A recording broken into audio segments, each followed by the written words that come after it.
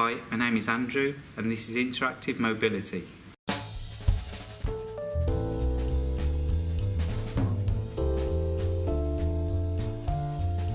Basically, I specialise in 16th and 17th century renovations of gardens and houses. I've worked across Berkshire, into Cirencester, and now I'm in Surrey, based in Surrey. I've worked for Knight Frank, Savills. Some of my gardens have been into American Architectural Digest, Vogue and Homes and Garden, and onto the BBC as well. Basically, I became disabled when I was 19. I was a trainee gardener for a local authority north of Birmingham, where a bucket of caustic soda with paraquat ended up in my face. Problem is with it is the company ICI at the time and the unions was covering this up. Many children and adults across the country was being burnt by this on sports fields, running tracks, etc. So I took Big Brother to court, ICI, and we managed to get that banned, and we completely changed the system to allow children from 1981 to be safe in open spaces. So that was a good thing about it, and all the equipment was completely changed from the accidents. And I realised from there that from day one it completely changed my life. I became from an able-bodied to a disabled person, and this just completely changes my life on how I see things, how I view things, a lot more compassion in life now, how I handle things, how it affects me. I have no surfaces to my eyes, so I'm allergic to light, dust, dirt, anything like that in the atmosphere. When I'm out and about, I'm unable to judge distances. I'm constantly falling over, walking into things, objects. So my everyday life is pretty difficult.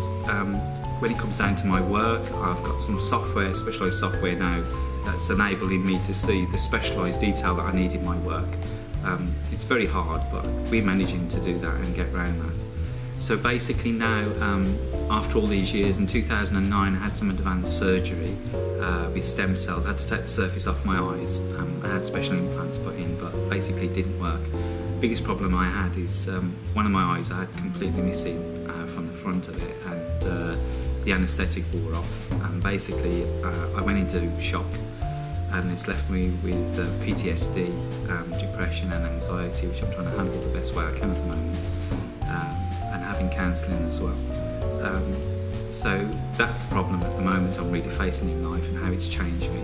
And also recently, just over a year ago, I got diagnosed with cerebellar ataxia and Meniere's disease. This massively affects my life now. I can't really concentrate half the time because your head's constantly spinning around. So you're trying to understand the outside world the best you can, and because I have limited eyesight, it makes things much worse for me. So this is the way it's affecting me now. The problem is one is a terminal disease of your nerves. So I'm trying to do the best I can in life and not give in. The biggest thing of it is if you lose your confidence. That's the main thing with disability. You have to have confidence. At an early age, when this accident happened to me, I lost my closest friends because I suppose they desert you. But anyway, I rebuilt the life from there. I invented a life of my own. Because I was a young person, age 19, you have this sort of inbuilt system inside of you that basically finds a way around your disability into the outside world. And I think this applies to all people at all ages. It's just having the confidence and finding a way in, but you need time to think about it, and you certainly do need support from your local family. It's definitely a must. Because I couldn't go into smoky areas and things like that, my nightclubbing days came to an abrupt end, which I missed completely, but I invented a pub crawl, but it was in a hotel, different hotels around Birmingham. We met some amazing people, AC/DC and all sorts of different people when we were in these places. So at being 19 and 20-year-olds, it was quite an experience which we'd never had. So this is basically a way of finding around your disability and different cracks in the woodwork, trying to present yourself as a young man, and how the outside world judges you. I feel that I haven't done too much of a bad job in my life, but now with technology and the way we use it and what's at our disposal, you can do a far better job than I've ever done. So I'm looking at you guys to bring in the future and to make the change we desperately need. Basically, I'm doing this video for today because I'm passionate about overcoming the problems that we face in everyday life. Because I've had so many different problems in my entire life, from employment with disability, all sorts of different things. So I do feel like now we have to basically, as a group of people, is to put this together, because the people at the top and the people at the bottom, you don't know what's going on.